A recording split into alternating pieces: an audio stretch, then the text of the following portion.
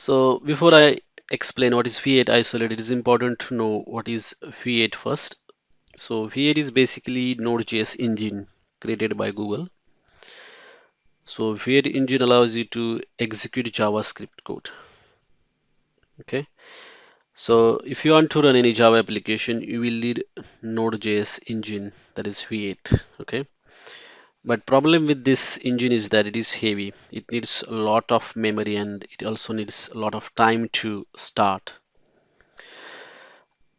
And that is when this V8 isolate comes into picture. So with V8 isolate, what happens is that we start the V8 engine and then spin up new processes inside that V8 engine.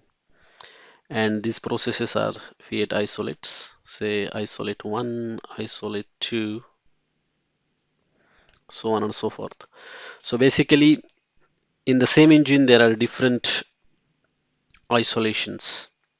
So in isolate 1, for example, you can have tenant 1. In isolate 2, you can run the tenant 2 code, so on and so forth. So basically, without isolate, what was happening is that for each tenant or each piece of code owned by some owners, we have to start the separate Fiat engine, and that is expensive process. Okay, starting this engine, Fiat engine, and also slow.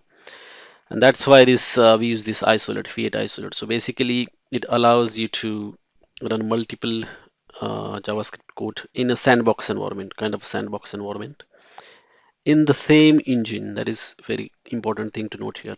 So there is a single Fiat process, and inside that there are different isolate processes, and they are isolated basically. So kind of sandbox.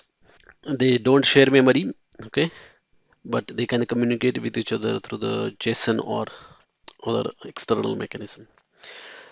Now, let us try to understand what's the difference between virtual machines, containers, and Fiat isolate. So each of these provides some kind of isolation, but let us see what kind of isolation and what are the major differences.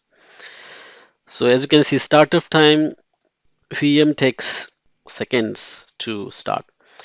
But if you are using containers, it will take just a few milliseconds.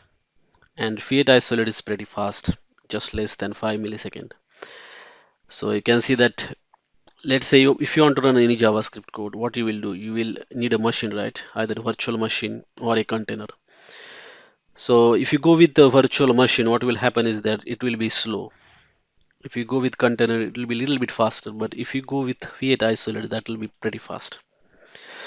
Next thing is memory overhead. So virtual machines take like hundreds of MB to GB, that much memory. Containers take less than that, up to 100 MB, and then Fiat isolate is much lesser, just few MBs. Then isolation level. Operating system obviously has strongest isolation. Then comes the container. There is a medium isolation. We use these namespaces and CG groups to isolate two container processes. And in the Fiat isolate, we have strong isolation inside the process. So what are the use cases? Like how do you decide when to use VM container or Fiat isolate strategy? So with VM, it's mostly used in the legacy apps. Then in the containers, they're pretty good for the microservices kind of use case. And Fiat isolate pretty good for the multi-tenant JavaScript runtime. Here JavaScript is important because Fiat isolate is supposed to run JavaScript. But with container and virtual machines, you can run any type of load. Like it doesn't have to be JavaScript, it can be any other code written in any other languages like Java, C#, .NET. So there is no limit to that.